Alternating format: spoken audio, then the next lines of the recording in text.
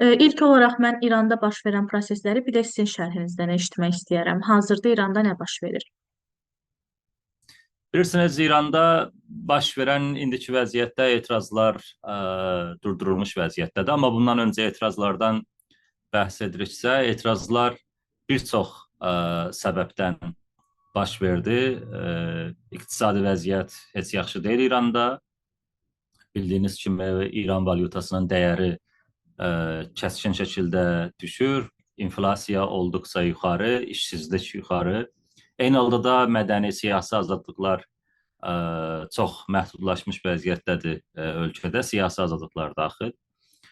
Bütün bunlar xalqdan, yəni İranın içində olan millətlərin hamısında xalqlarda narazılıq yaradır və bu narazılıqlar 28 dekabrdan başlayaraq bazarda, Tehranın bazarında bir sıra etiraz aksiyalarına, məhdud etiraz aksiyalarına səbəb oldu. Sonra bu etiraz aksiyaları təbii ki, genişləndi. Buna başqa qruplar da qoşuldular, başqa çağırışlar da oldular. Kürdlərin təşkilatları bəlli çağırışlar etdilər, Azərbaycanlıların təşkilatları çağırışlar etdilər. Və eyni halda da Rıza Pəhləvi monarxistlər, yəni səltənət tərəfdarı olanlar və Trumpın da təbii ki, bəlli bir etirazlara sözdə də olsa bir dəstəyi və insanları küçəyə axışmağa çağırışı, bütün bunlar etirazların daha alovlanmasına səbəb oldu və hakimiyyət təəssüflə repressiya ilə bu etiraz aksiyalarını yatırmağa çalışıb və bunun nəticəsində hakimiyyətin özünün də etiraf etdiyi minlər insanın ölümünə səbəb olub. Hazırda internet tam olaraq kəsilibdir. Bu gün bir sıra yerlərə, özəlliklə qəzetələrə, falanlara internetin istifadə olmasına iz veriblər. Onlar internetdən istifadə edə bilirlər, amma xalq internetdən istifadə edə bilmir və telefonlar da belə kəsilmişdi. Yəni daha çox beynəlxalq xətlər üçün kəsilmişdi. Hazırda bəzən İranın içindən xaricə zəng etmək mümkün olur, xaricdən İranın içinə zəng etmək mümkün deyil hələ də. Vəziyyət belə davam edir. Bir çox insan yaralı vəziyyətdə də həbsdədirlər, yəni saxlanılıblar və saxlananların sayı olduqca çoxdur və edam riski də təbii ki vardır. Çünki hakimiyyət daha çox bu etiraz aksiyasında iştirak edənləri terrorist olaraq adlandırır və İranda bu kimi ittihamlar adətən edamla nəticələnir. O yüzden də insan haqları fəallarının bu məsələ ilə bağlı ciddi yəni qayğıları var və məhbusların vəziyyəti ilə bağlı təbii ki qayğılıdırlar. Sizcə ən real ssenari hansı görünür? Sərt baskı altında sabitlik yoxsa biz yenidən bir etiraz aksiyası görəcəyik mi? Bilirsiniz, son illərdə etiraz aksiyaları olubdur, sərt repressiyaya. Sərt repressiya olanda belə olur. İnsanlar bir müddət etiraz aksiyası etmək gücündə olmurlar. Biraz güc toplayırlar, biraz narazılıqlar onları daha da incidir. Sonra yeni bir şok yaranır, iqtisadi şok. Misal üçün, keçmişdə benzinin qiymətinin artışı ilə etiraz aksiyaları başlamışdı və hakimiyyət o zaman 1500 insanı, təxminən 1500 insanın ölümü ilə sustura bilmişdi insanları. Sonraki etirazlarda qadın yaşam azadlıq etirazlarında təxminən 500 insanın ölümündən söhbət gedir. Bunların arasında 2 il, 3 il fasilə var üst-üstə və yenidən də görürük ki, yəni bu ilki etiraz dekabrın 28-dən başlayan etiraz da minlərin ölümü ilə bitib. Yəni bir sıra insan haqları təşkilatları 3500, bir sıraları 4000 insanın adını, kimliyini bəlli edə biliblər. Amma təbii ki, internetin bağlı olduğu vəziyyətdə bu proses də olduqca zəif gedir və internet açılandan sonra yəqin ki, yoxlamaq üçün adlar gələndən sonra onları yoxlamaq da lazım ki, doğrudur bu məlumat ya yox. Bu proses zaman alacaq və 3000-4000-in qat-qat üstündə olacağı gözlənilir. Yəni insan haqları təşkilatlarının gözlədiyi də təəssüflə budur.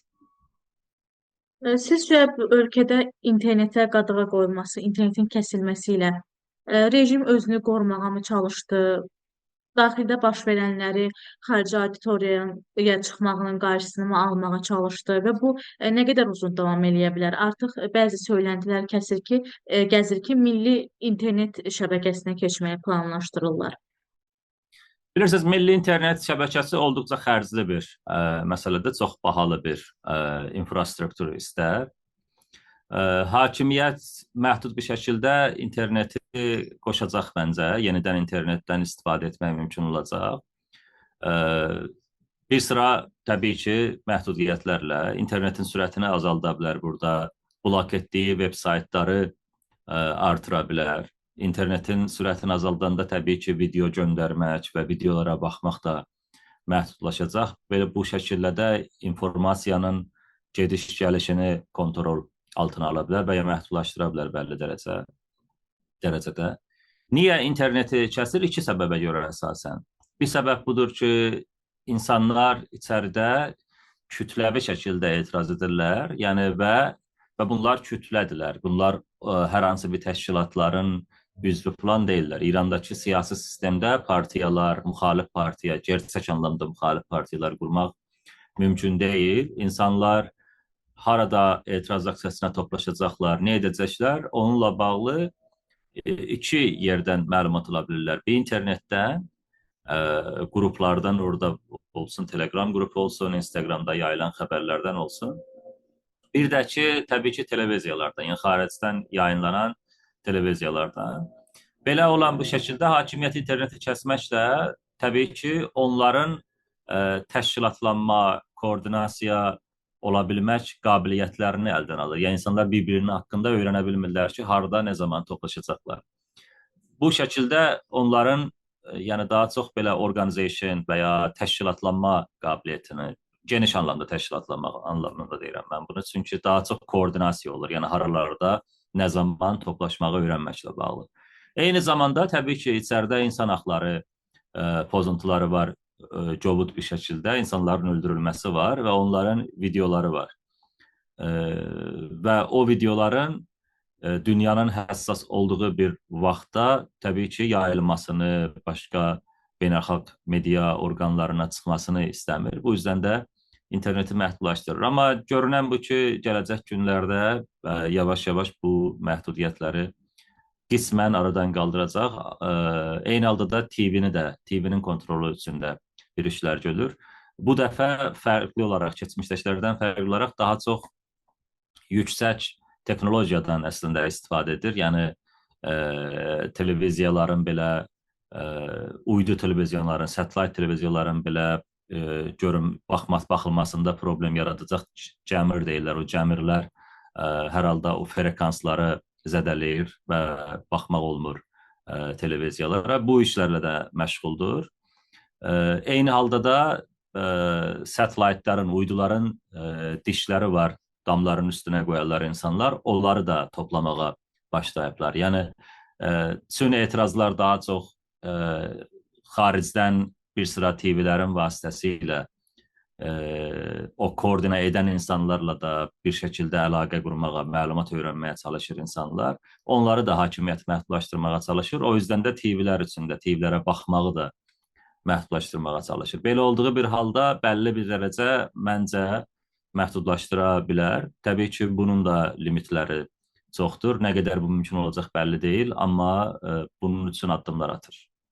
Əslində interneti kəssələr də məlumat axınının qarşısını ala bilmədilər. Çünki artıq videolar yayılır, dünya istəyənlərdən xəbərdardır. Müəyyən ölən insanlar barədə statistikalar yayılır. Bu 12-20 min arası dəyişir. Əslində burada sayın önəmi yoxdur. Bu 100 nəfər də olsa insan canıdır, 20 min də olsa insan canıdır. Sizcə beynəlxalq ictimaiyyətin bu məsələyə reaksiyası yetərli qədər oldumu? Bilirsiniz, saylarla bağlı təbii ki, bu saylar təxmindirlər. Amma insan haqları təşkilatlarının bir neçəsi bu neçə gündə verify etdikləri, yoxlaya bildikləri və təsdiqləyə bildikləri adlardan sonra bu qərara gəliblər ki, hətta bu təxmin olunan saylardan da yəni ölən insanların sayısı artıq ola bilər. Amma siz dediyiniz kimi, təbii ki, burada az insan ölsə də, burada öldürülsə də, bu ədalətsiz bir vəziyyətdir və bununla bağlı təbii ki, ciddi addımlar atılması lazım. Amma başqa ölkələr bunun üçün addım atacaq ya yox, məncə bu məsələdə realist olmaq lazım. Çünki ölkələr insan haqları təşkilatları deyillər. Ölkələr daha çox milli maraqlara güdərlər. Onların maraqlarına uyğun olarsa bir ölkədə insan haqları pozuntularına müdaxilə edəcəklər. Uyğun deyilsə onların marağına müdaxilə etməyəcəklər. Buna Amerika da daxildir, başqa ölkələr də daxildir. Yəni Amerika da hazırda müzakirələr olacaqsa İranla və müzakirələrdən qane olacaqsa və bu məsələni bir təzyiq metodu kimi, yəni İrandakı repressiya məsələsinə reaksiya verməyi bir təzyiq metodu kimi İrana qarşı istifadə etmək imkan olacaqsa, bir addım atmayacaq. Amma İran bununla bağlı hər hansı bir imtiyaz vermək istəməyəcəksə, addım ata bilər. Yəni bu istisna deyil. Eyni halda Trump'ın nə qərar verəcəyi çox da bəlli olmur adətən. O yüzden də biz bilmirik tam necə olacaq. Amma görünən budur ki, maraqlar əsasında bu olacaq. Amma Trump daha çox İranda və başqa ölkələrdə də müdaxilələrində az xərcli, ucuz bir yəni əməliyyatlar keçirməyə maraqlı olan bir karakteri var. Elə bir ucuz əməliyyatlar keçirmək mümkün olacaqsa, İrandakı rejimin dəyişikliyi olsun və ya başqa bir rejimin içindən hər hansı bir alternativin önə çıxması ilə bağlı bir baxışı olacaqsa, o əsasda addım atacaq təbii ki. Bəs siz hazırda İrandakı rejim dəyişikliyini real qiymətləndirirsiniz? Bilirsiniz, İrandakı rejim dəyişikliyi bir çox faktora bağlı. İrandakı etiraz aksiyaları diktatorluqlarda o zamana qədər ki, hakim siyasi elitin arasında çat yaranmayıb, nəticələnməyə bilər. Yəni, tutaq, İranda fərqli siyasi elit var və elitin arasında biz bu dəfə hər hansı bir siyasi çatın olduğunu görmədik. Biz Xameneyinin də, Xameney olsun, Pezeşkan olsun və ya parlament spikeri Qalibaf olsun və ya başqa siyasi elitlərin arasında bu etiraz aksiyaları, hətta bu qədər insanların qətlindən sonra onların arasında hələlik biz bir siyasi çatı görmürük. Əksinə Amerikaya meydan oxuma görürük. Təəssüflə silahsız insanların etirazı elə bir diktator sistemlərdə bir nəticə verməz. Silahlı insan olsa belə nəticə verməz ehtimalı daha da azalır, hətta araşdırmalara görə. Və mən İranda hələlik bir dəyişikliyin xarici müdaxilə olacaqsa, onun adı inqilab deyil artıq. Onun adı rejimin düşməsidir xarici müdaxilə nəticəsində. Və daxildəki siyasi dinamiklərə baxanda mən bir dəyişiklik ehtimalını hələlik görmürəm. Amma əgər buna siyasi və hərbi, əsasən hərbi xarici müdaxilə olacaqsa, bu məsələ fərqli ola bilər. Ən azı bu məsələ fərqli yönlərə apara bilər. Onda da hərbi müdaxilə haraya müdaxilə olacaq? İranın ali dini liderini öldürülməsi hədəfi ilə və ya başqa bir hədəflərlə və ya İranda daha çox hərbi yerlərin vurulması ilə. Hərbi yerlərin vurulması olacaqsa, bu heç bir nəticəsi olmayacaq. İranın ali dini lideri hədəf alınarsa, o zaman başqa siyasi qruplar, rejimin içindəki başqa siyasi qruplar bir-birlə rəqabətə keçib və fərqli yönlərə gedə bilər. Olduqca faktor çox olar, o yüzden də onun nəticəsi nə ola bilər bəlli deyil, amma bir ciddi bir dəyişiklik olar. Ya ola bilər Sepah bir çox məsələni ələ keçirməyə çalışsın, ola bilər başqa siyasi qüvvələr burada ortaya çıxsınlar. Amma nəticə olaraq nə ilə nəticələnəcəyi görmək olduqca çətindir bu vəziyyətdə. Bəs sizcə hərbi müdaxilə hansı dövlət tərəfindən ola bilər? Və proseslər burada Xameneyinin üzərində gedəcək. Çünki görünən odur ki, İranda demək olar ki, hər şey bu adamdan asılıdır. Hər hansısa bir ölkə bura hərbi müdaxilə eləyəcəksə, İranın parçalanmasını istəməyən də dövlətlər var, biz bunu bilirik. Hansı ölkələr İranın müdafiəsinə qalxacaq bu yerdə? Mən düşünmürəm ki, hər hansı bir ölkə hərbi müdaxilə olarsa, İranın müdafiəsinə qalxsın. Təbii ki, İrana müdaxilə olunmasını istəməyən bir çox ölkə var bölgədə. Yəni bölgədə sabitsizliyi istəyəcək bir ölkə olsun deyə mən düşünmürəm. Təbii ki, İsraili burada mən istisna olaraq görürəm. Çünki İsrail hərbi müdaxilənin tərəfindədir. Bu dəfə görünən bu ki, Trumpdan Netanyahu istəyib ki, hərbi müdaxiləni gecikdirsin. Çünki İsrailin İranın reaksiyası olacaqsa İsrailə qarşı Amerikanın hücumundan sonra müdafiəyə hazır olmalıdır və İsrail müdafiəyə hazır deyilmiş kimi, hazırlıqlar yetərincə olmadığı üçün gecikdirilməsini istəmiş sanki. Amma eyni halda da bölgədəki güc dəngələri var burada. İsrail daha çox bölgədəki güc güc dəngəsini dəyişməyə çalışır öz xeyrinə tərəf. Və burada İranda olan inqilab və ya çevriliş və ya hər hansı bir şəkildə yeni bir rejim ki, İsrailə yaxın olsun, İsrailin marağındadır bu.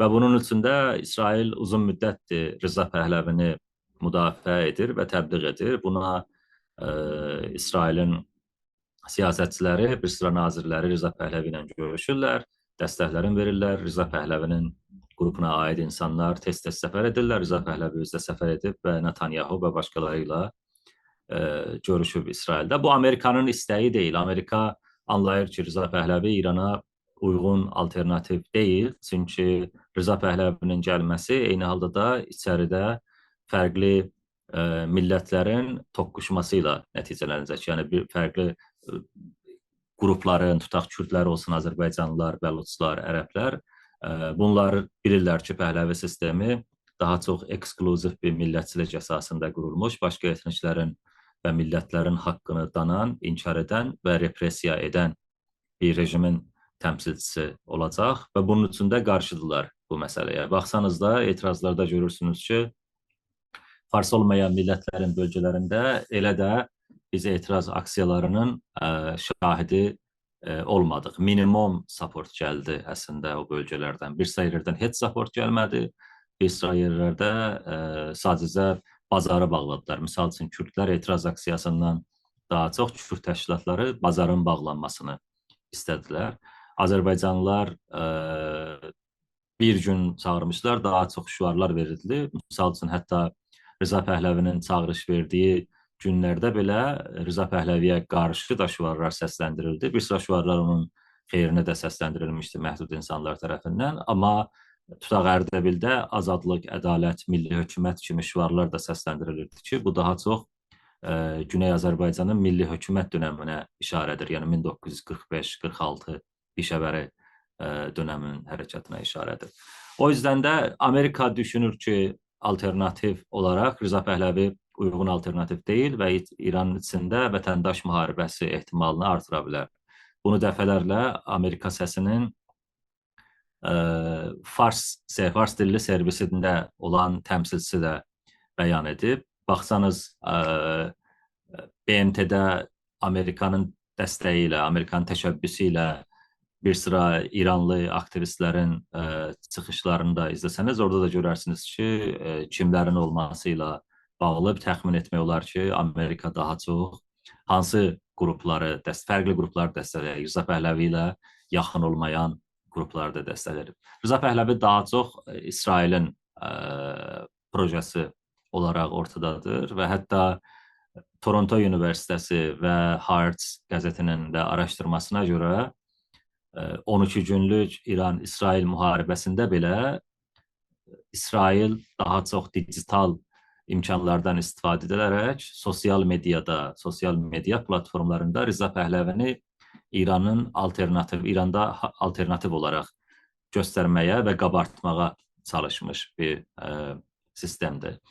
Yəni bu vəziyyətdə bir dəncəni də dəyişmək istəyir. Bu təbii ki, Türkiyə də yaxşı deyil. Çünki Türkiyə özünü İsrailin sonrakı hədəfi olaraq görür və çox da haqsız da deyil bu məsələdə. Bu dəfələrlə təkrarlanmış fərqli vəziyyətdə biz baxsaq, başqa bölgədə olan başqa dəncələrə həm Qıbrısda, həm Yunanla İsrailin yaxınlaşması. Bunları da biz görəndə, yəni yan-yana qoyanda görürük ki, İsrailin belə bir planı olma ehtimalı böyükdür. Rusiya da təbii ki, dəncənin dəyişməsini istəmir. Çin də bu dəncənin dəyişməsini istəmir. Amma üst-üstə Amerika da hələlik istəmir. Biz sonra fərqli düşüncədə olacaq, olmayacaq. Bununla haqqı bilgimiz yox. Amma üst-üstə eyni halda da dediyim kimi bu güc dəncəsidir. Avropa da belə istəyir, yəni bu baxımdan İranda dəyişikliyin olmasını. Çünki Rusiyaya açıq dəstək verib və Ukraynaya hərbi müdaxilədə təbii ki, İranın da qeyri-müstəqim bir rolu var. Bütün bunlar hamısı bir yerdə olanda görürük ki, məsələ olduqca həm qlobal əhəmiyyəti var, həm belə bölgə, həm də ki, ölkənin içindəki dinamiklər burada bir yerdə çalışır və bütün bu faktorların nə ilə nəticələnəcəyini öngörmək olduqca çətindir. Pəhləvi İsrail senaristi, bəs bu senarinin reallaşma ehtimalı sizcə nə qədərdir? Bunu qeyd edeyim ki, Azərbaycanlı ekspertlərin bir çox tərəfindən Pəhləvi senarisi çox az faizlə qiymətləndirilir, hətta öngörülmür. Bəs siz necə düşünürsünüz? Bilirsiniz, bir neçə məsələ var burada. Uzun müddətdir, uzun illərdir bir sıra TV-lər, yəni xaricdə olan fars dilli TV-lər Pəhləvi dönəmini İranın çox parlaq dönəmi kimi yansıtmağa çalışırlar. Doğru, yəni modern bir dönəm kimi, o dönəmdə insanların azadlıqları var idi, iqtisadi baxımdan inkişaf var idi. Belə bir vəziyyətdə yansıtmağa çalışırlar ki, bu gerçəkliyi əslində yansıtmır. Yəni o dönəmdə repressiv bir rejim idi. İqtisadi inkişaf olsaydı da şahın hətta iqtisadi müşavirlərini dinləmədiyi də aydın idi. Yəni savaş var idi o zamanki İttilaat və insanlara qarşı, başqa millətlərə qarşı ağır repressiya dönəmi var idi. Məsələ budur ki, insanlar daha çox bəlirsiz bir vəziyyətdə olanda, yəni bir çox məsələni, gələcəklərinin nə olduğunu təxmin edə bilməyəndə hazır cavablar tapmağa çalışırlar. Yəni insanın beyni üst-üstə belə işlər. Tutaq, Sovet dağılandan sonra bir çox post-Sovet ölkəsində vəziyyət bəlli deyildi, inflasiya yüksək idi və bir çox insan var idi ki, Sovet dönəmi vəziyyətimiz yaxşı idi deyən var idi, Sovet dönəmini arzulayan belə bir qruplar var idi. Çünki vəziyyət bəlirsiz idi. Bəlirsiz vəziyyətdə insanlar keçmişə yönəlirlər və keçmişə yönəlmələri daha çox onların keçmişdən olan təsəvvürləri ilə bağlıdır. Pəhləvi dönəmi haqqında TV-lərin uzun müddət təbliğatının aparılması bu kimi bəzi insanlarda bu fikri yaradır ki, elə Pəhləvi dönəmi yaxşı imiş. Bir çox insan, etiraz edənlər təbii ki, fərqli qruplardandılar. Bir çoxu heç o dönəmi nə yaşayıblar, nə görüblər. Yəni, çünki biz uzun illərdən öncə, hardasa 50 ilə yaxın bir fasilədən danışırıq. Yarım əsr öncədən danışılır təxminən. O yüzden də təbii ki, onlar da daha çox farsların içində, fars olmayanların içində məhdud şəkildə, farslıların içində ciddi bir şəkildə bu təsəvvürü yarada biliblər. Siyasi dəyişiklik ola bilsin ki, bəzən xalqın istədiyi olmasın. Yəni, xarici müdaxilələr olacaqsa, təbii ki, onlar istədikləri şəxsi də gətirə bilərlər. Mən bu ehtimalı çox da zəif görməzdim. Yəni, bu ki, xalq istəyir, xalqın çoxluğu istəyir, xeyr istəmir. Amma bu ki, bu baş verməyəcək o anlamda deyil. Bir çox ölkələrdə bu baş verə bilər ki, xalqın istəmədiyi insan da bir sıra yerlərin dəstəyi ilə hakimiyyətə gəlsin və davam da etsin bəlli dərəcə. Amma o ölkədə böhranlar yarada bilər, mütləq böhranlar yarada bilər. Yəni Rza Pəhləvinin alternativi təkcə ölkənin içinə deyil, bölgəyə də böhran yarada bilər. Buna Azərbaycan da daxildir. Çünki Azərbaycan İsraillə həm münasibəti var, həm Türkiyə ilə münasibəti var. Başqa yerlərlə də münasibətlərini balanslaşdırmağa çalışır. Amma İsraillə Türkiyənin qarşı-qarşıya gəldiyi və ya konfliktinin çox ola biləcəyi bir siyasi mühit Azərbaycanın xeyrinə deyil və Azərbaycanı da çətin duruma qoya bilər bu. O yüzden vəziyyət məncə nə içəridə fars olmayan millətlərə, hətta farsların özlərinə belə əgər demokratiya tərəfindədirlərsə və bilirik ki, onların republikan insanları var, respublikaçı insanları var və onlar daha çox, yəni demokratik bir sistemin gəlməsini istəyirlər. Bir çox insanlar elədilər. Onların da xeyrinə olmaz. Təbii ki, fars olmayan millətlər üçün də bir qaranlıq dönəmin başlanğıcı ola bilər.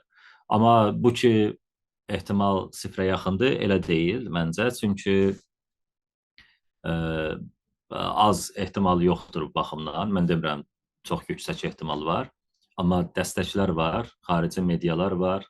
Amerikada, Avropada onlar 50 ilə yaxındır Amerikadadılar, onların qrupları. Onların daha çox əli çatır o medialara, maddi imkanları yuxarıdır. Eyni halda da bir sıra yerlərdən dəstəklər alırlar, özəlliklə İsraildən. Və İsrail Amerikanı qane edə bilərsə bu məsələ ilə bağlı, hələlik o görünmür. Qane edə bilərsə, məsələ fərqli yerlərə gedə bilər. Son olaraq mən sizə bir sual vermək istəyirəm. Beynəlxalq mediada yayılan məlumata görə İsrail ixtişaşlarda, üzr istəyirəm, İran ixtişaşlarda ölən insanların nəşlərini ailələrinə müəyyən ödəniş qarşılığında qaytarır və bu məbləğ $5000 olaraq qeyd olunur. Bu barədə məlumatınız varmı? Reallığı əks etdirirmi sizcə? Əgər əks etdirirsə, bu rejimin ixtişaşçı insanların ailələrinə verdiyi cəzadırmı, yoxsa iqtisadiyyatla mı bağlıdır bu? Bilirsiniz, elə bir reportlar var. Mən o reportları təsdiqləyə biləcək imkanda deyiləm. Çünki internetlə bağlıdır və BBC-də o reportlar gedib, yəni mötəbər xəbər ajanslarında gedibdir. Onlar belə reportlar gəldiyini, amma yoxlamaqla bağlı çətinlikdə olduqlarını bildiriblər. Biz bilmirik onlar barədə. Keçmişdə bu olubdur və daha çox qurşun, güllə pulu olaraq alıblar. Daha çox o ailələrə və eyni halda başqa insanlara hər hansı bənzər bir etiraz aksiyalarına qatılmamaq üçün verilən mesajdır bunlar. Cəza tətbiqi bir növ. Cəza tətbiqidir. Cəza tətbiqi təkcə o insanın özünə olmur. Cəza tətbiqi həm də başqalarına görk olsun deyə olunur ki, başqaları da bənzər addım atmasınlar. Çünki həm ailə çox incəyə bilər, həm də özləri həyatlarını itirə bilərlər. Bu diktator rejimlərdə təəssüflə yəni görülən işlərdilər. Yəni mən təəccüblənmərəm bu tam gerçək olsa, keçmişdə ediblər. Keçmişdəki qətllərdə bu dəfə də təbii ki edə bilərlər. Amma bu dəfə dəqiq olub ya yox, hələ onu təsdiqləyəcək bir mən xəbər görməmişəm.